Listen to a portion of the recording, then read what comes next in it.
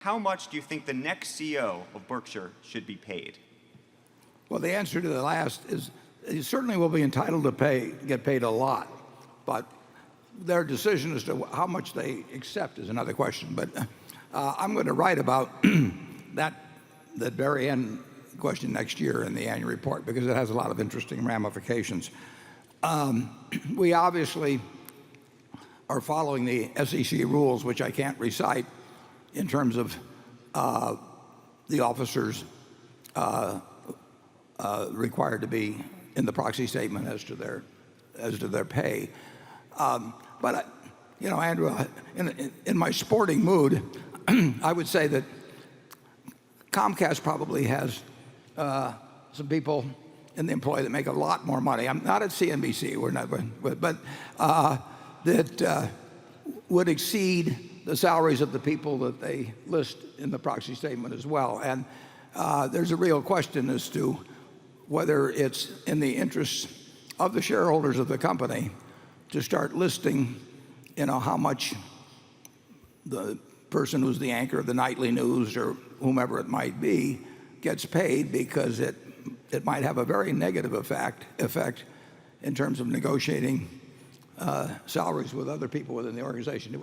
I would say that the shareholders of Comcast would be hurt, actually, if you published the 5 highest salaries paid at the subsidiaries or at Comcast itself, and certainly if you carried it to every subsidiary there was. I mean, if you were to publish the 5 highest salaries at CNBC, I don't think the salaries overall would go down the following year. So I think that's a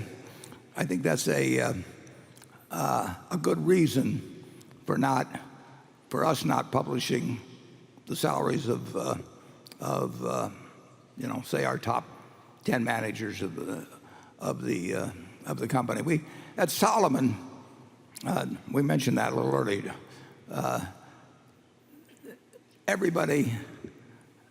Virtually everybody was dissatisfied with what they were getting paid, and they were getting paid enormous amounts of money. But they were disappointed, not because of the absolute amount. They were disappointed because they looked at somebody else in the place, and it drove them crazy. And as a matter of fact, the first big crisis we had in compensation was when the management made what was regarded as a secret deal with the ARB Group, as I remember, whereby John Merriweather and his crew got paid a lot of money, which I would argue they earned. I mean, I think they deserved it.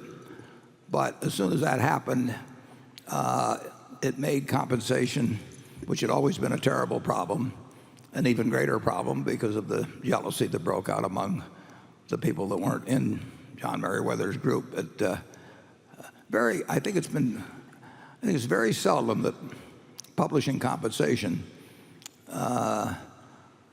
accomplishes much for the shareholders. In fact, you can argue that much of what's going on in corporate America, well, I would put it this way: corporate CEOs as a group would be being paid a lot less money if proxy statements hadn't revealed how much other people were getting paid. It is only human to look at a whole bunch of proxy statements and say, well, I'm worth more than that guy, and negotiate that way, and a comp committee is going to respond to that. So American shareholders are paying a significant price for the fact that they get to look at that proxy statement every year and see how much those top 5 officers are earning. Charlie?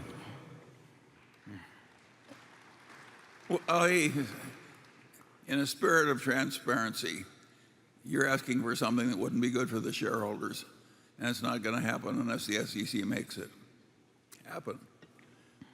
We're way better off without adding to the culture of envy in America.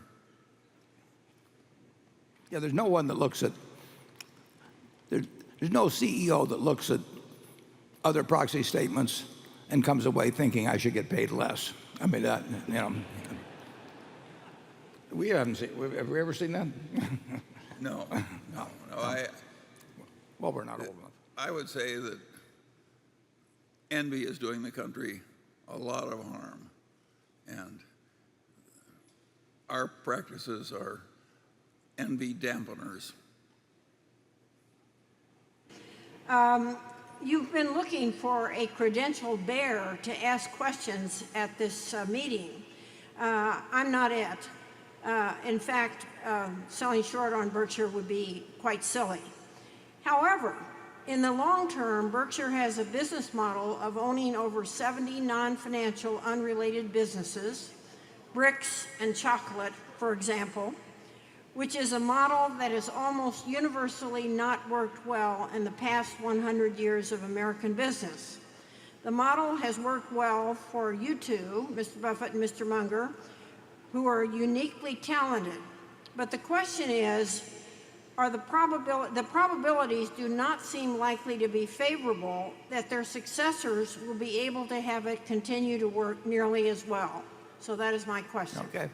Actually, it's interesting. The model has worked well for America. I mean, if you look at all these disparate businesses in America, they've done extraordinarily well over time. So if you want to look at the Dow Jones average as one entity, now it was a changing group of companies over a 100-year period, but any business unit that goes from 67 or 66 to 11,497 while paying you out a fair amount of money every year actually as a model has worked pretty well, but it hasn't been, of course, under one management. But owning a group of good businesses is not a terrible business plan. A good many of the conglomerates were put together to perform financial magic of one sort or another. They were based upon, if you go back to the Litton Industries and the Gulf and Westerns, and just you could name them by the hundreds, they were really put together, Ling Tank LTV, and on the idea of serial issuance of stock, where you issued stock that was selling at 20 times earnings to buy businesses that were at 10 times earnings. And it was the idea that somehow you could fool people into continuously riding along on this chain letter scheme without the primary thought being given to what you were actually building in the management.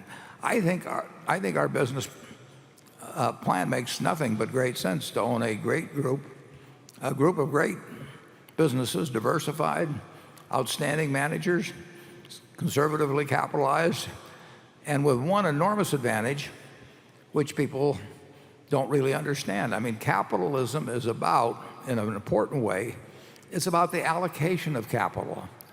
And we have a system at Berkshire where we can allocate capital without tax consequences.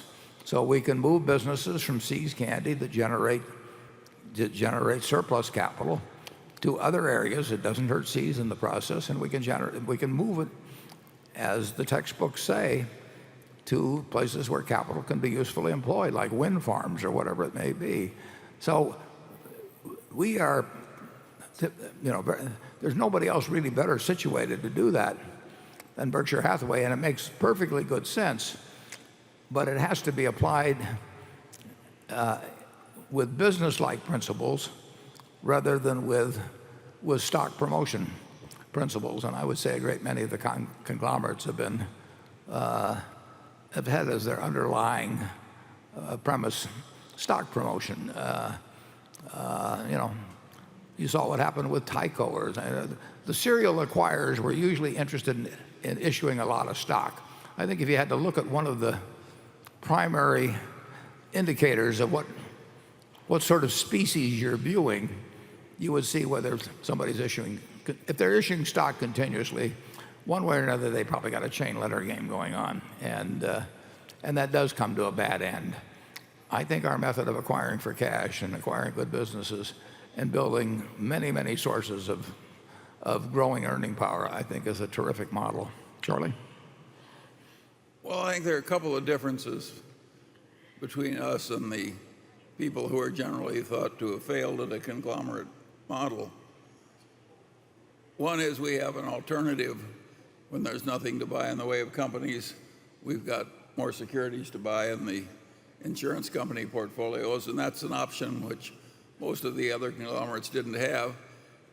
And number two, they were hell-bent to buy something or other quite regularly, and we don't feel any compulsion to buy. We're willing to just sit until something makes sense. We're quite different. We're a lot more like the Mellon brothers than we are like Gulf and Western. And the Mellon brothers did very, very well for, 50, 60, 70 years. And they were willing to own minority interests. They were willing to control companies. They were a lot like us. And so I don't think we're a standard conglomerate. And I think we're likely to continue to do very well. Sort of like as if the Mellon brothers had just kept young forever. Now you're talking. Yeah.